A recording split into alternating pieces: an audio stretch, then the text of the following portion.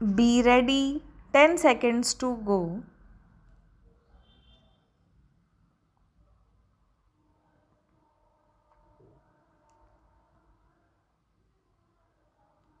Start.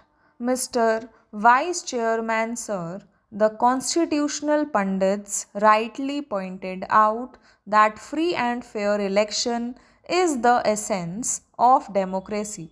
So, the government which has faith in democracy is expected to introduce necessary reforms to have free and fair elections. So, in the Constitution Amendment Bill 1988, as well as representations to the government have taken some necessary measures to remove the defects in our electoral system and restore free and fair elections in our process. Sir, I extend my full support to the Constitution Amendment Bill 1988, which reduces the voting age from 21 years to 18 years. No doubt it is a drastic change, and there was a great demand for this change from the younger generation.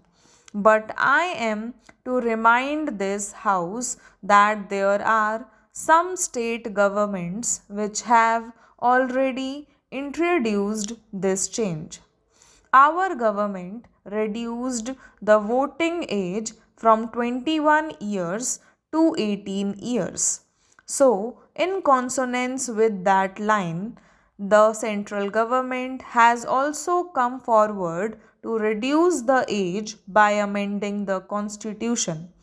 But here I would like to remind one thing, that when the voting age was 21 years, it is quite common in all the states that so many voters at the age of 18, 19, or 20 years have enrolled their names.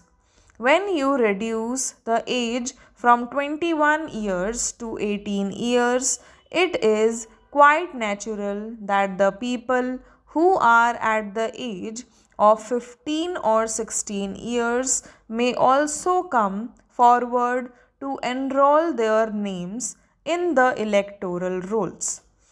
To avoid this influx, I would like to appeal to the government that without any delay, the multi-purpose card must be introduced. I am glad that the government has given an assurance to introduce the identity card system. It is in the right direction. Sir, the Honorable Minister, in the name of reforming the electoral process, has taken some steps to curb the rights of the states.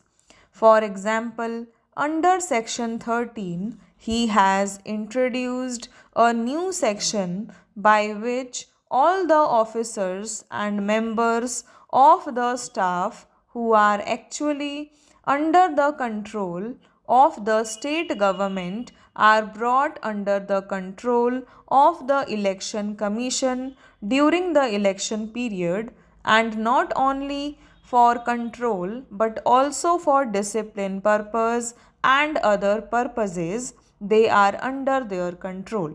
Sir, earlier they were assisting the election commission.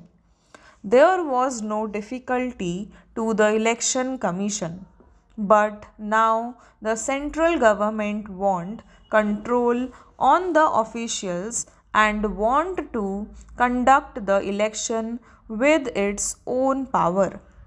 In the name of giving powers to the election commission, it has amended this. It has moved this proposal with a bad motive.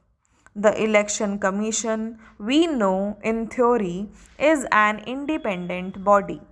There is no doubt about that.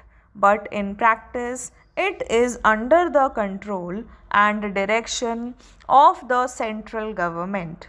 If the government is very particular about this amendment, then my honest opinion is that it should have consulted the state governments before putting this proposal. But to the best of my information, this government has not consulted any state government. Without consulting the state governments, it has taken the officials of the state governments under its control. Sir, here a right move is regarding the recognition of political parties and definition of political parties.